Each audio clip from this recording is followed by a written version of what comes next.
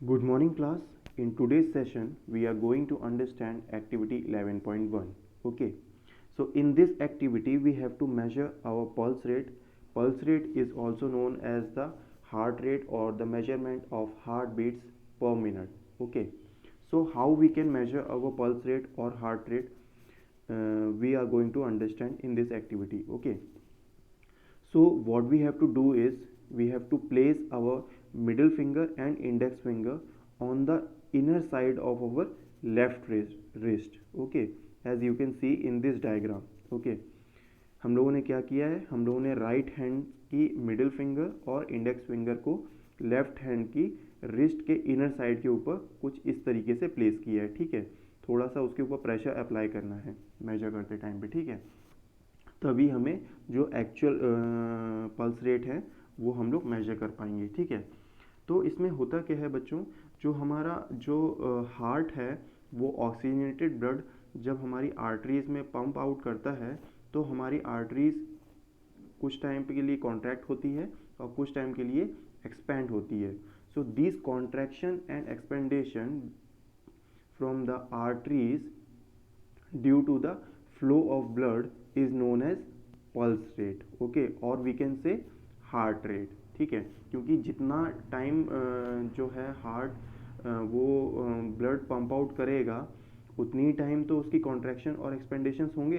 ठीक है, और वही हमारा पल्स रेट या फिर हार्ट रेट कहलाया जाएगा. ठीक है, तो एक नॉर्मल पर्सन का जब वो रेस्टिंग पोजीशन में है उसका पल्स रेट जो होता है वो 72 टू 80 बीट्स पर मिनट होता है. ठीक है, इसी को हम लोग उसका हार्ट रेट या फिर पल्स रेट भी बोल सकते हैं. ओके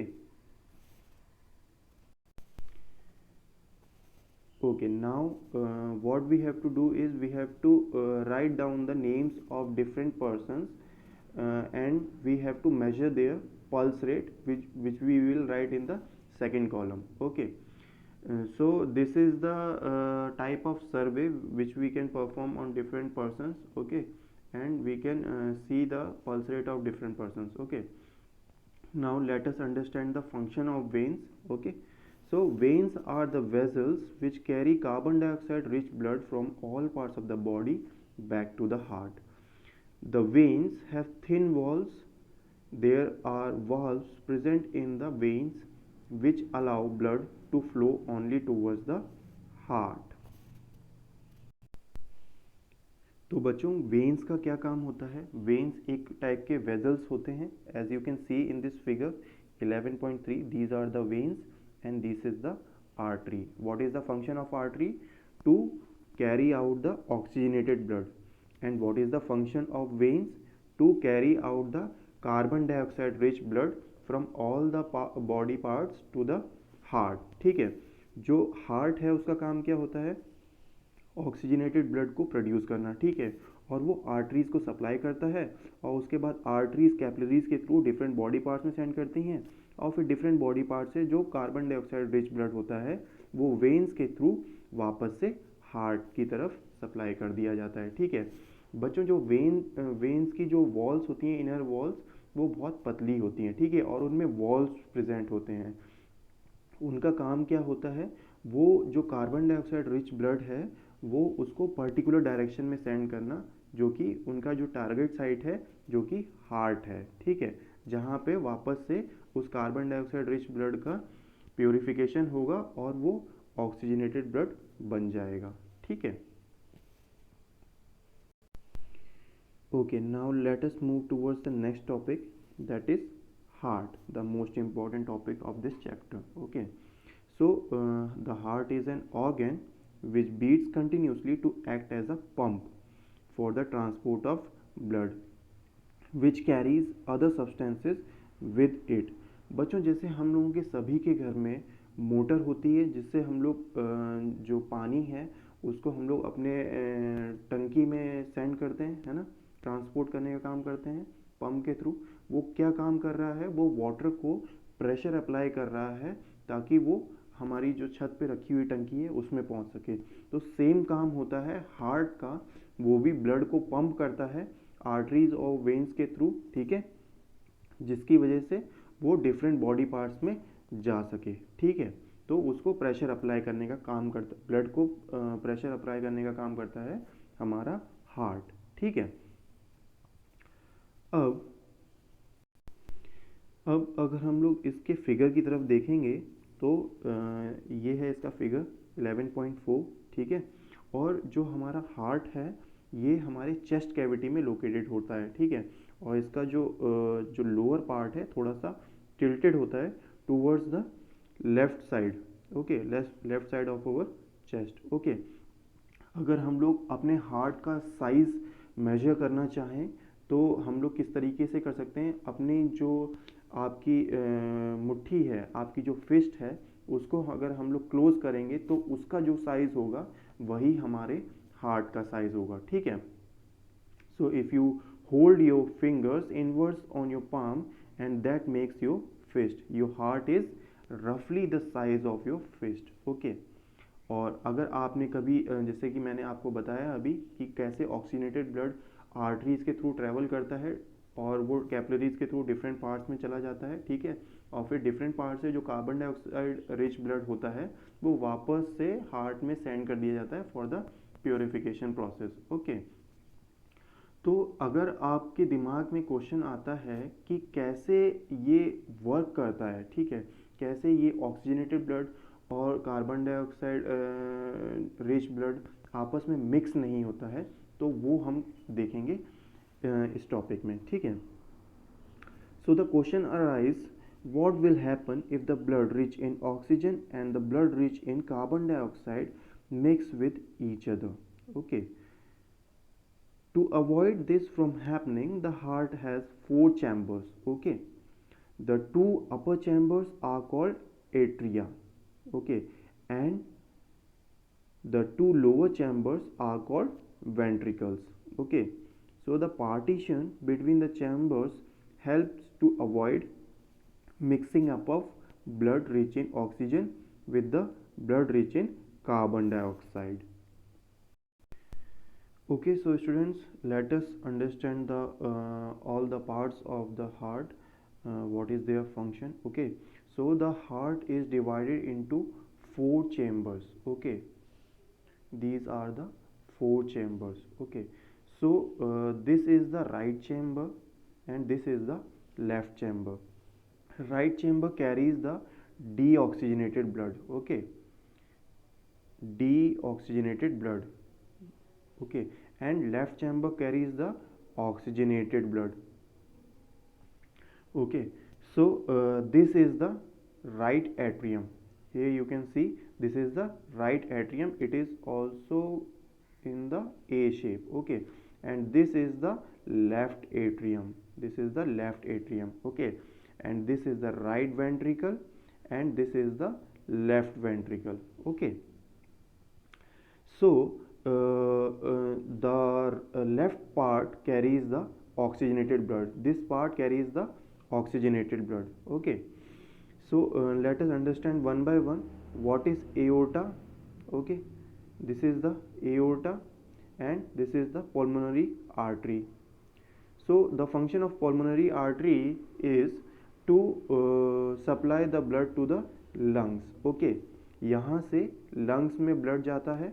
ठीक है, हमारे दोनों लंग्स में यहाँ से ब्लड जाता है और लंग्स से जो ब्लड आता है वो यहाँ पे पल्मोनरी वेन में जाता है। ठीक है, पल्मोनरी आर्टरी का क्या काम है, लंग्स में ब्लड को सप्लाई करना और फिर लंग्स से जो ब्लड आता है वो पल्मोनरी वेन में जाता है। ठीक है, उसके बाद यहाँ पे ये जो पार्टीशन आप देख रहे हैं ये वाला, इसको सेप्टम बोलते हैं। ठीक है, क्या बोलते हैं, septum, which divides the heart into 4 different chambers. ठीक है, ये pulmonary artery की तरफ से ही आता है। ठीक है, ये septum part।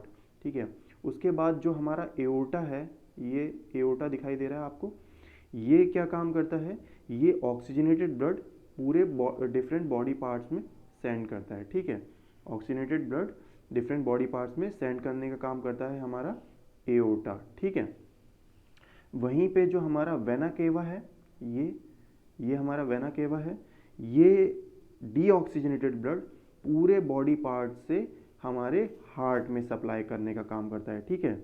वेना कावा क्या काम करता है, डीऑक्सीजनेटेड ब्लड पूरे बॉडी पार्ट से हमारे हार्ट में सप्लाई करने का काम करता है, ठीक है। तो बच्चों कुछ इस तरीके से हमारे जो हार्ट है वो एक पंप की तरह काम करता है, और वो ऑक्सीजनेटेड ब्लड और डीऑक्सीजनेटेड ब्लड को आपस में मिक्स नहीं होने देता है और अपना काम लगातार करते जाता है, ठीक है। जो जिस फ्लो से वो हार्ट को अपने डिफरेंट बॉडी पार्ट्स में सप्लाई कर रहा है थ्रू आर्टरीज, जिससे वो कॉन्ट्रैक्शंस हो रहे हैं और एक्सपेंडेशंस हो रहे हैं, उन्हीं को हम लोग पल्स रेट या फिर हार्ट रेट भी बोलते हैं, ठीक है, क्योंकि वो ब्लड फ्लो से मेजर किए जा रहे हैं, ठीक है। Okay, now students, we are going to understand about our heartbeat, how we can measure our heartbeat. Okay, so as you all know that the heart is divided into four chambers, and these four chambers are made up of muscles, okay, which contract and expand rhythmically. Okay, by rhythmically means कुछ period of time के बाद ये अपने आप contract करते हैं और expand करते हैं, ठीक है। ये कॉन्ट्रैक्शन और एक्सपेंडेशन क्यों होता है, ये कॉन्ट्रैक्शन और एक्सपेंडेशन इसलिए होता है क्योंकि वो ब्लड को पंप करने का काम कर रहे हैं, ठीक है। अब वो ब्लड को पंप करते हैं आर्टरीज में, ठीक है, और जब हम लोग अपना पल्स रेट मेजर करते हैं तो हम लोग आर्टरीज के ही ऊपर प्रेशर अप्लाई करते हैं, ठीक है, जिससे कि हमें पता चलता है कि ब्लड फ्लो का रेट क्या है, ठीक है। So the heart rate also constitute the pulse rate of our body. Okay, so these are the different chambers, these are the four chambers of our heart, and these are made up of muscles which contract and expand rhythmically, okay, and which determines our heart rate or pulse rate. Okay, तो बच्चों जैसे कि आपने देखा होगा कभी भी आप जब बीमार पड़ते हो, आपको खांसी या जुकाम होता है, तो आप डॉक्टर के पास जाते हो और डॉक्टर अपने स्टेथोस्कोप से आपका हार्ट रेट को मेजर करता है, ताकि देखता है कि आपको वायरस कैसा फैला हुआ है, कैसे आपकी ब्रीथिंग को वो अफेक्ट कर रहा है। तो आपकी ब्रीथिंग को वो मेजर करने के लिए और आपकी हार्ट रेट को वो मेजर करने के लिए वो स्टेथोस्कोप का यूज़ करता है, ठीक है।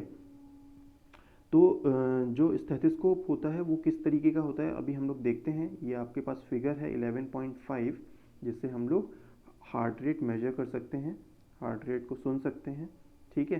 तो इसमें यहाँ पे अभी हम लोग देख सकते हैं कि ये हमारे पास एक ट्यूब है, ठीक है। ट्यूब के एक एंड के पास हमारा ये चेस्ट पीस कनेक्टेड है, जिसको हम लोग बॉडी के ऊपर प्लेस करते हैं। मोस्टली ये चेस्ट के ऊपर प्लेस किया जाता है, और कभी कभी ये बैक पे भी प्लेस करके हम लोग इसके जो पर्टिकुलर पर्सन के हार्ट रेट है वो उसको हम लोग सुन सकते हैं।